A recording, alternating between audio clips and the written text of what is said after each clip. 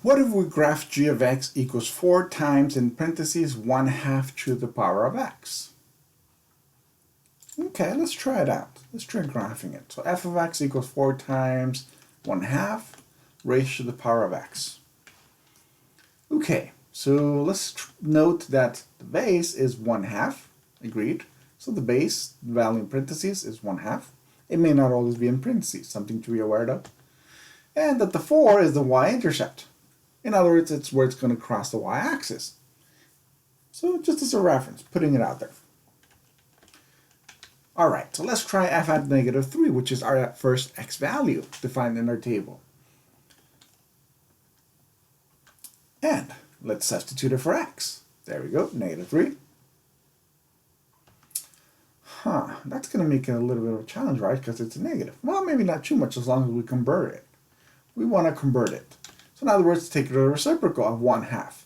The 4 has no negative exponent. Be aware of that. So we can leave that up at the top. So therefore the 1/2 is what goes to the bottom of the fractions. So 1/2 on the bottom, let's not forget our parentheses, and because it was put into the reciprocal or put on the bottom, in other words our denominator, we can now have a positive exponent of 3 on it. So that converts it to a positive 3 exponent. That's great. So let's go to the next step. Now we still have the 4 on top, and let's distribute the 3. So 1 to the third and 2 to the third. Well, 1 to the third, 1 times 1 times 1. It's still 1 no matter what, right? 2 to the third, 2 times 2, 2, 2 times 2, 4, 2 times 4, 8. So it should be 8, right? So 4 over 1 over 8. 4 over 1/8. Now this is a little tricky to see though. You know, one of my friends had a hard time seeing this. Then I came up with this idea. Okay, if you visualize this, sort of like a tree branch. There's a tree branch. Right below the 4, there's a tree branch. And that 1/8, think about it like a monkey. That 1/8 is a monkey hanging from a tree. The 4 on top, let's say it's another monkey already on the top. But for reference, the 1/8 is the monkey swinging from the tree. It's monkeying around, right? Okay, what happens as this monkey swings up? What's going to go up? The body of the monkey, which represents the 1, or the head of the monkey, which represents the 8? More than likely, as this monkey swings up, the 8 is what's going to go to the top, agreed? So if this helps you visualize this, go ahead and use it. Why not? But if it doesn't help you, forget I mentioned it. Okay, so in other words, there we go. The monkey swung up, the 8 went to the top, and the 1 stayed at the bottom. So it became a 4 times 8, or a reciprocal of 1/8, agreed? That's the other way to visualize this or see this mathematically. It's a reciprocal. So 4 times 8 give us 32. 32 divided by 1 is just 32, right? So our final answer, 32. Now let's go ahead and bring this into our table at the left side. There we go, 32. When x is -3, the y value is 32. F at -2 equals 4 times 1/2 raised to the power of, in this case we are substituting -2, right? So there we go, -2. This is our next case scenario. And likewise, just like before, we take the reciprocal to make it a positive exponent. So 1 over 2, 4 over 1 over 2 raised to the power of, in this case, positive 2 now. It became a positive 2. So going for the next one, once again, distribute it. 1 squared, 2 squared. 1 times 1 is 1. 2 times 2 is 4, right? So in a sense, it becomes 4 over 1/4. And do remember the monkey. It's monkeying around, right? So as it flips up, the 4 goes to the top. So I won't show the monkey again, but just visualize this. There we go. 4 times 4 is 8, right? Well, sorry, 16. 4 times 4, not 4 plus 4. Be aware of that.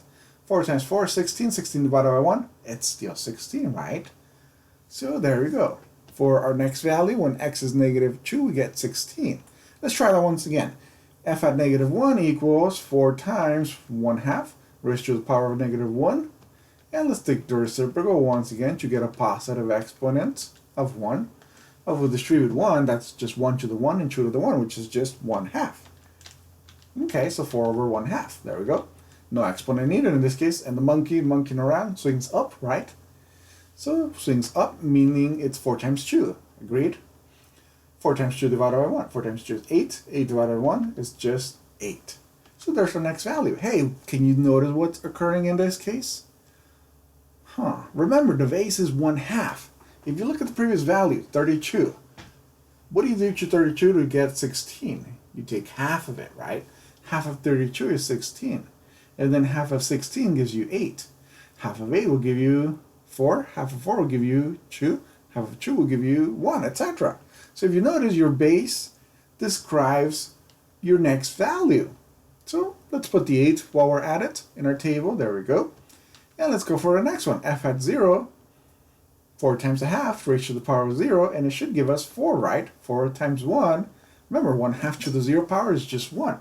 4 times 1 is 4. Hey, it's true. It gave us the 4 that we were predicting. There it is. And the next value, we said it would be 2. Then we would get a 1. And half of 1 would be 1/2. Half of a half, 1/4. Half of a fourth, 1/8. 1/16, 1/32. Notice the values repeat in reverse order on the fraction. Agreed? Or denominator. So I welcome you try them out if you would like, and then simplify them so you can see how you get a 2 and then a 1. Try them out. Okay? Definitely is useful. But now let's try graphing them. Let's label our x and y axis, and let's plot our points. So our first point, -3 and 32, we wouldn't be able to graph. It's way out there. -2 and 16, we wouldn't be able to graph. It's way out there. But the -1 and the 8, we see it graphed already on the graph there. It's the red dot. And then let's see, 0 and 4, that's our y-intercept, right? Remember we mentioned that earlier? There it is. It's on our y-axis. Okay, 1 and 2, 2 comma 1, and then 3.5. And then we can go half of a half would be a fourth, an eighth, a 16, etc. And finally we can connect the dots. Remember, no straight lines in this case. It's a curve, right? So best efforts on that curve, there it goes. It should be something like this, pretty close to that. And once again, notice, going to the right, it approximates the x-axis, but it will never reach it, okay? That's what we call the asymptote. It never reaches a specific value. It's the x-axis in this case. Recommendation, try practicing using your calculator. Always double check to make sure, right? Keep in mind, your calculator can help you graph it as well. So let's turn this on, let's go to y equals, and I'll go ahead and clear anything. So on, and then go to y equals. We're gonna graph the equation. 4 times in parentheses, 1 divided by 2, close your parentheses, and then we're gonna put a caret key to say it's exponent of x, and then put our variable x. So caret key and the x, agreed? We want to go ahead and go to zoom and do a zoom standard, option number 6, just a 10 by 10 window size, so it looks like what we have behind the calculator there. And there it is. So does this look like what we have on our calculator here? Yeah, it's pretty close to what we have there, right? We could probably almost do an overlay, right? That looks pretty close, well, or at least fair. Now let's check our tables. Keep in mind, we didn't have to do all these calculations. I recommend you do at least one calculation though. 1 or 2 calculations would be great. That way you can learn how to do them properly. And from then on, use your calculator to fill in the table. So go to second, graph button at the very top right. So second, and then the graph button will give you your table. And then notice that you can scroll up or down on the x-axis or x values. And that way you can see the negatives. There we go. -3, we got 32. And that's what we got earlier. At -2, we got 16. -1 gave us 8. 0, we got 4. At 1, we got 2. At 2, we got 1. And at 3, we got 0.5, or 1/2, right? Equivalent. So it looks like we got our table filled completely and correctly from our calculations. But this would have been really nice. It would have been a lot quicker, right? So let's realize. What did we notice? The vase being 1/2 implies that our next numbers are going to go down by 1/2 from the previous. So it went from 32, half of 32 is 16, half of 16 is 8, half of 8 gave us 4, and then half of 4 would give us 2, half of 2 would give us 1, half of 1 would give us 1/2, etc. So our vase helps us be able to fill in our table as well. Something to be aware of. Do try it out if possible.